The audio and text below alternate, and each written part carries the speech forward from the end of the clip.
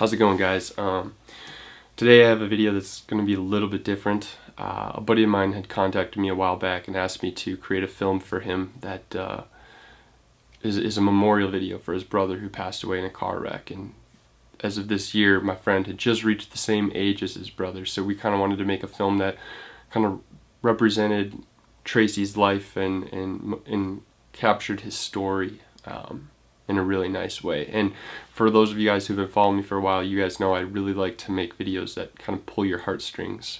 And I think that this was a fantastic opportunity for me as well as Keith as well. So thank you again, man, for allowing me to be a part of this video, and thank you for thinking of me. Appreciate that. Guys, be respectful in the comment section below for anybody who's ever lost a loved one. I couldn't imagine what that would be like to go through, and just tragic. But without further ado, let's get into the video.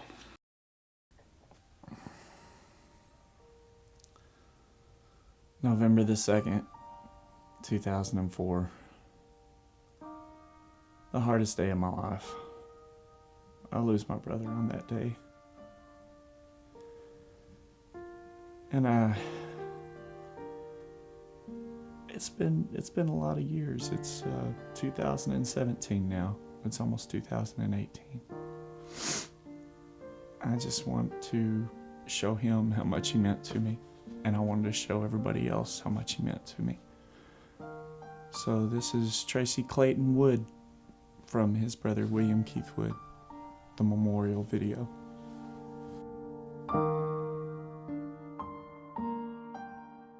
So Tracy, like I said, he was a father figure to me. I didn't have a father growing up. He left when I was 5. He didn't really care to be there. My brother, however, man, he was always there. He always looked out for me, and I always knew it. The kind of person that he was is the kind of person that I wanted to grow up to be. Not talent-wise. Day and night difference there. But just the man he was. He touched a lot of lives. He really did. And I wanted to do that. I wanted to be special for some people. I wanted to be a blessing for some people. I wanted to be able to make people feel comfortable when maybe they're not comfortable around other people. I think he'd be proud today. I really do. I can't thank God enough, because I feel so lucky to have had him just the years that I did have him. It was a really good learning experience, and it was a friend that you can't replace. I do think that Tracy's death was it was a big turning point in my life, actually. I had just been divorced that year. I think it was that year, a little bit earlier. We had, right after that, Tracy took me on a vacation with him, and it helped me get over that part. Just helped me get my mind off of it. But yeah, when he died, it was like I had to step my game up. I knew what I had always wanted, and I knew that I was on the right track, but there was a lot of things that I had to fix about myself, a ton. And that really got me serious about wanting to be that man. Favorite memory of Tracy? There's so many. I mean, we had lots of laughs. That's probably what makes this so hard. But favorite memory would have to be, he's a Dallas Cowboys diehard fan. I mean, he loves the game of football, and he loves the Cowboys. So naturally, he's gonna school his brother on football with the Dallas Cowboys and everything that I needed to know about the NFL. So if this ain't a dead giveaway right here, it's part of this story right here. He, at a certain age, when I showed him that I knew a lot about the NFL and everything that was going on, He asked me to pick an AFC team because the Dallas Cowboys are an NFC team. That was his team, and he wanted me to have a team, and he wanted to root for my team, and I thought that was cool. I thought that was great. So I've always been the kind, and it's probably because growing up, I wasn't a popular kid at all, you know. I was the guy that got picked on. I was the guy that was off in left field, man. I mean, just you name it. I was the odd one out. But anyway, so I chose the New England Patriots, and a couple of years before they got beaten in the Super Bowl pretty bad by the Chicago Bears, which was another NFC team that he really liked. But I can remember the reaction on his face when I told him we're going to be rooting for the New England Patriots. There's no way to describe it, but he absolutely hated it to the point he was like, you know we're not going to get another Super Bowl. Not on your side. Mine, we're going to have tons of Super Bowls. Yours, we're never going to get one. And is the Belichick and Brady era. It finally came around right after Bledsoe had hurt himself. And, well, let's just skip to the chase. I've got 5 Super Bowls just like his Dallas Cowboys. And he got to see 2 of them. He didn't get to see the 3, and that was a big thing because a dynasty is huge.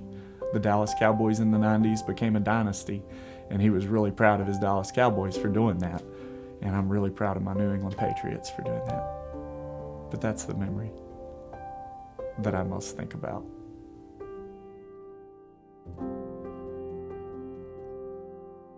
Tracy had a passion for playing drums. I think he left the house, I think he was 15 when he left, and he started out with some of his best friends in a group called the Anchor Brothers. And they were a gospel band, and they played for our church. It was really good. So after the Anchor Brothers, it was successful. Of course, you know, everything changes. Tracy still wanted to be a drummer. He moved to Nashville, Tennessee, and he had a bunch of friends there that helped him get into studio drumming. He went through several different bands. I think Bo Henson and Purpose. It was the Hensons before they were as big as they are now.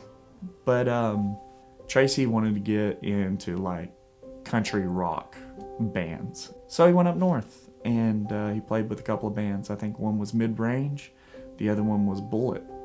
And he did a bunch of clubs, basically. We're, you know, just back alley clubs, making bottom dollar. You're just out there doing it because of the passion and you're trying to get somewhere. That's what he was doing. He took a turn for the worse out on the road. He had he had several bad things happen to him, but the one main one that brought him out of that stuff and brought him home, I think it was good for him. I really do. I hate how it affected him, but sometimes you do have to go through stuff like that to know where you need to be. And Tracy came back to Mom, to Dottie, to Grandma, to me, you know, to me. I was so happy when he figured out what he was doing was wrong, when he had a bad experience and realized, oh my gosh, this is just not worth it. He come home to me, and that's how much Tracy means to me.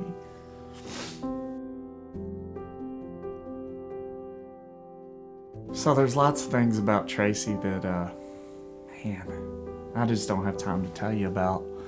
All I can tell you is he means the world to me.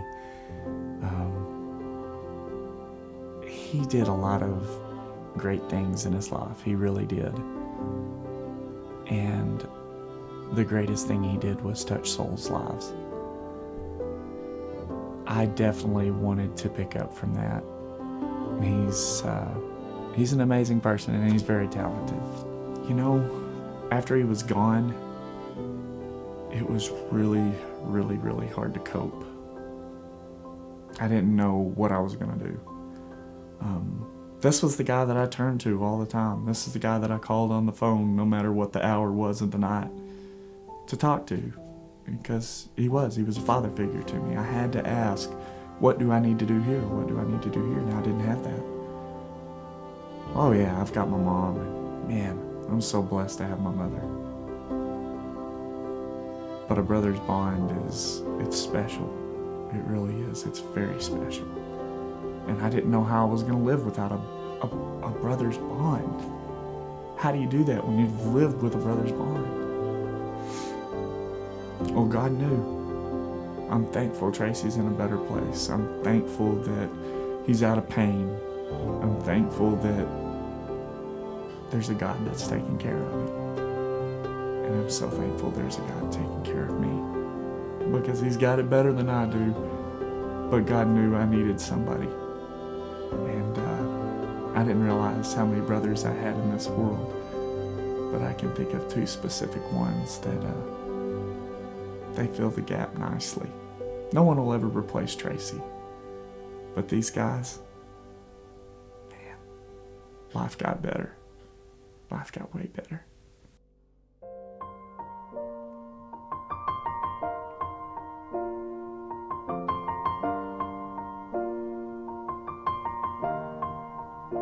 It's been a long day without you, my friend, and I'll tell you all about it when I see you again. We've come a long way from where we began. Oh, I'll tell you all about it when I see you again. When I see you again. Damn, who knew? All the planes we flew, good things we've been through, that I'll be standing right here talking to you about another path. I know we love to hit the road and laugh, but something told me that it wouldn't last. Had to switch up, look at things different, see the bigger picture. Those were the days, hard work forever pays. Now I see you in a better place. How can we not talk about family when family's all that we got? Everything I would do, you were standing there by my side, and now you gon' be with me for the last ride. It's been a long day without you, my Keith, friend, go, Keith! and Come I'll on, buddy. tell you all about man. it when I see you again. We've come a long way Came a long way. from where we began. You know we started. Oh, I'll tell you all about it when I see you again. Let me tell you. When I see you again. So that's going to do it for the video today. Hopefully you guys enjoyed it. Don't forget to tell somebody today that you love them, because you never know when they're going to be gone. Again, be respectful in the comment section below to anybody who's ever lost a loved one. And thank you guys for watching. Hopefully you guys enjoyed it. Thank you. It was small, turned to a friendship turned to a bond, and that bond will never be broken, the love will never get lost. And when brotherhood come first, then the line will never be crossed. Established it on our own when that line had to be drawn, and that line is what we reach. So remember me when I'm gone.